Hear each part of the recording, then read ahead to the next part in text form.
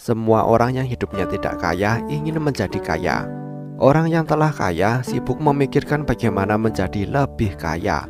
Kekayaan sering dijadikan ukuran kesuksesan seseorang dalam hidup. Individu dengan kemampuan tinggi dikagumi oleh banyak orang karena nilai harta mereka, dihormati oleh kebanyakan orang, dan terkadang iri pada kekayaan mereka. Tetapi kenyataannya sedikit berbeda. Hidup kaya tidak menjamin kebahagiaan dan kebebasan untuk membelanjakan, bahkan membawa beban berbeda yang jarang dibicarakan. Inilah masalah terbesar yang dihadapi orang kaya yang sering kita abaikan karena kekaguman kita. Check this out.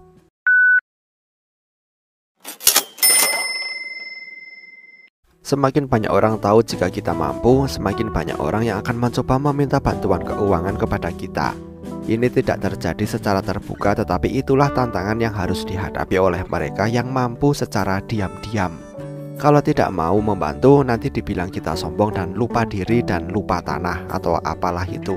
Rela melihat teman dan kerabat dalam kesulitan. Kalau tertolong, entah kapan uang atau bantuan itu akan terbayar kembali. Kalian mungkin sering mengeluh jika rumah kalian sempit dan tidak memiliki barang mewah.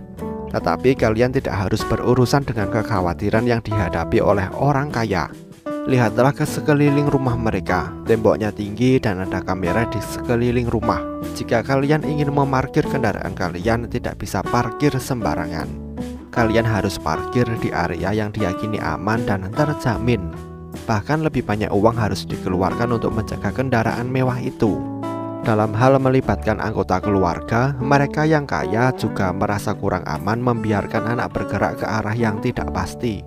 Takut diculik untuk tebusan misalnya. Anak-anak takut berteman dengan manusia beban yang hanya taunya mengisi perut. Kami belum menyentuh kekhawatiran tentang nilai aset, investasi, portofolio, saham, politik, dan berbagai faktor lain yang berkontribusi pada kecemasan. Meskipun kenyataannya hidup mereka jauh lebih mudah daripada kebanyakan orang. Meskipun kita yang berada di level ini sekarang mengkritik praktek penggunaan orang dalam untuk membantu kelancaran suatu masalah, kenyataannya kita terkadang menggunakan kontak yang kita miliki untuk membantu kita menangani berbagai hal. Benar kan? Akui saja, inilah sifat kita. Tapi bagi individu yang bukan hanya taipan tetapi juga memiliki pengaruh dan kedudukan, kedatangan individu yang dikenal maupun tidak dikenal dengan berbagai niat menimbulkan 1001 pertanyaan. Ada pihak yang datang dengan proposal untuk menjadikan kami mitra perusahaan. Beberapa membawa peluang investasi, beberapa meminta kami untuk menjadi mitra LSM atau gerakan yang mereka jalankan. Semua peluang itu pada dasarnya tampak manis di permukaan, memberi kita jendela untuk mengintip segala macam potensi. Tapi dari 10 orang yang hadir, pasti ada 1 atau 2 orang yang hadir tanpa niat tulus tapi hanya ingin mengatasnamakan kami sebagai salah satu penanggung resiko. Hal yang paling sering terjadi adalah ketika bank membutuhkan penjamin untuk menyetujui pinjaman seseorang dari kami. Di sisi lain, cukup sial untuk terdaftar sebagai penjamin potensial itu.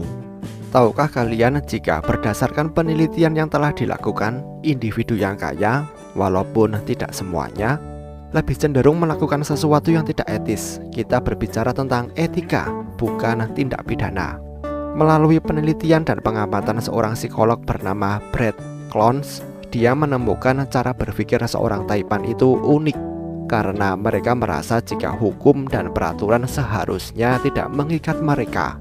Sebaliknya, mereka merasa jika karena status mereka yang lebih tinggi daripada kebanyakan orang, mereka harus diizinkan untuk mendobrak setiap batasan atau kendala yang ada dengan cara mereka sendiri. Hal yang paling mudah yang bisa kita lihat setiap hari adalah bagaimana mobil mewah dan motor bertenaga tinggi dengan leluasa menerobos batas kecepatan jalan seolah-olah jalan itu tidak ada batas kecepatannya, atau seolah-olah mereka adalah pemilik jalan itu. Bagi mereka, kendaraan mewah harus dibiarkan menguasai jalanan dan tidak boleh dihalangi untuk mengikuti arus lalu lintas. Itu contoh umum yang kita lihat. Dengan kata lain, seorang taipan menolak untuk melihat dirinya melakukan hal yang sama yang biasanya dipaksakan pada kebanyakan orang dan bersedia melanggar aturan apapun untuk mempertahankan perbedaan itu, apapun yang terjadi. Ya, nggak semuanya, tapi kebanyakan. Siapa yang tidak ingin membahagiakan anak dan memberikan ruang yang nyaman untuk tumbuh kembangnya?